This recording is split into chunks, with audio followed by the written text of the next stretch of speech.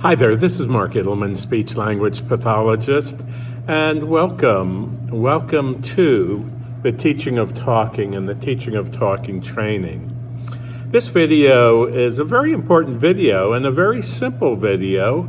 In fact, it's a video about something that we all know. It's something about an expression of speech. And so you might say, well, come on, Mark, get on with it. What's the expression of speech? Well, the expression of speech is never to put all your eggs in one basket. Wow, okay. So you're saying, don't put my eggs in one basket. Don't put all my eggs in one basket. Yeah. And so I'll tell you why. You know, there are lots of ways to accomplish anything. There are lots of ways in aphasia therapy, for instance, there are lots of things to do to work on speech. Yeah, there are tons of things. There are flashcards, there's iPads, there's worksheets, there's all kinds of things, okay? And quite often there are people who are not quite sure if what they're doing in speech therapy is really providing significant progress in speaking. Now, one thing I need to tell you, and that is, and I'm really very serious here, and I hope you'll really take this to heart, that if you're working with a speech-language pathologist and you see progress almost every visit, I'm going to say that again. If you're working with a speech-language pathologist and you're seeing progress, okay, then whatever you do, don't mess with that. Yeah, if you're making progress, you know you're making progress. Everybody else knows you're making progress. Your wife or your husband knows, your family knows, everybody knows if you're making progress. It's just very simple. And you know something? There are a lot of people who are not making progress. And when you don't make progress, well, there are a lot of people saying, well, maybe one of these days that'll happen. But the point is that you should know if you're making progress or not. And it should be very clear to you. It's not something you have to wonder about, am I making progress? Because if the therapist is giving you things to do and things to work on, and you're doing it and you're achieving it, then you're making progress. So it's simple. That's how you tell if you're making progress. Especially if you're talking. Okay, now you could be making progress on worksheets, or you could be making progress with a computer program, but that's not. And they could say, well, look, you could only do 10 of these in the beginning, but now you can do 15. That's not necessarily progress. What we want to measure progress in, and we want to measure progress in speech output. We want to measure progress in what can you do for speaking that's showing improvement, that shows improvement when the person opens up their mouth to talk. Okay?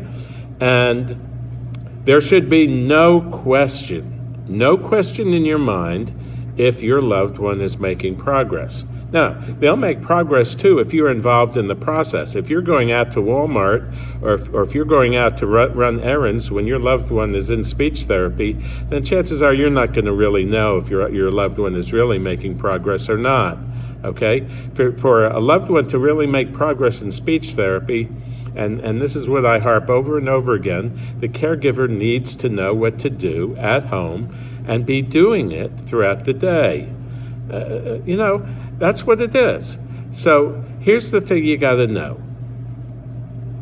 Is my loved one making progress? If it's yes or no, and you don't have to scratch your head about it, and you don't have to even ask your therapist if your loved one is making progress or not. You'll know if they're making progress or not because you'll be able to see changes in speaking.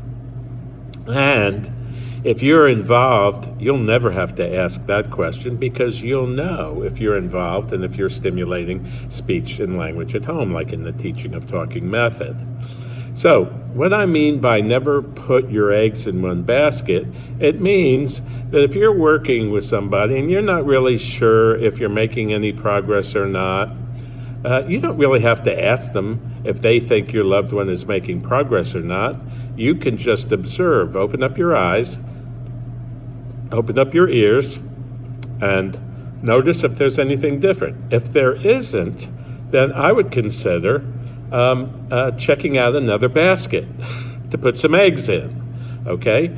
It doesn't mean that you have to put every single egg that you have in one basket, because sometimes you could be putting all these eggs in the basket and maybe it'll be fruitful, maybe it won't. But you should know. You should know if you're making progress, and the easiest way to find out is open up your ears, listen, and watch.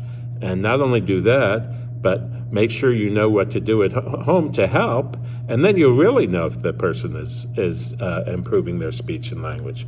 And if they're not improving their speech and language, or if you're not involved in the speech and language stimulation, then you want to get another basket.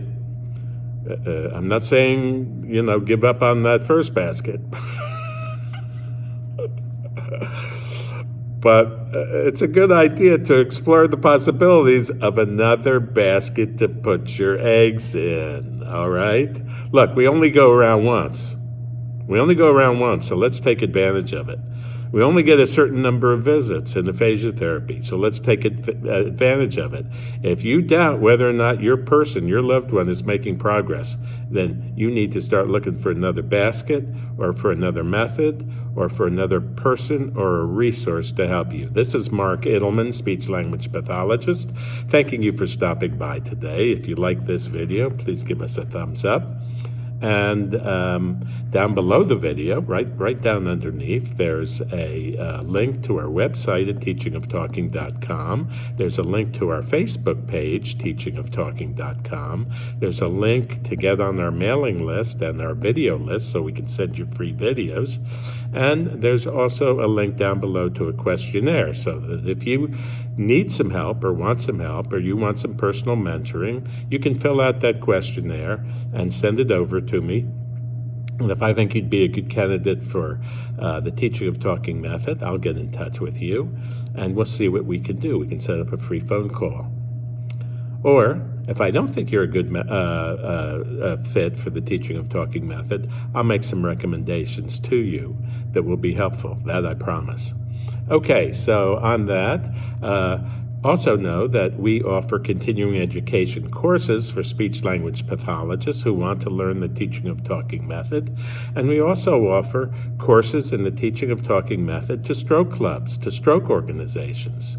So this would be the perfect thing for a stroke organization to be able to sponsor a seminar where you all can learn all of the things that will be helpful to help stimulate your loved one to talk so that you can help them at home.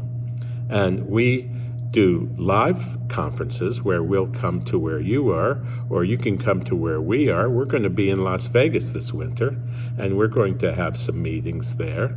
And we also do continuing education coursework online video. So you can meet in a room with a large TV or a monitor, and you can attend the course and get CE credits if you need them. But if you're a person with aphasia or a caregiver, you won't need any continuing education credits, but you'll need the continuing education because that's how you get better. This is Mark Ittleman. Thank you for stopping by. Please remember, give us a thumbs up. And we hope to see you soon next time. Bye-bye now.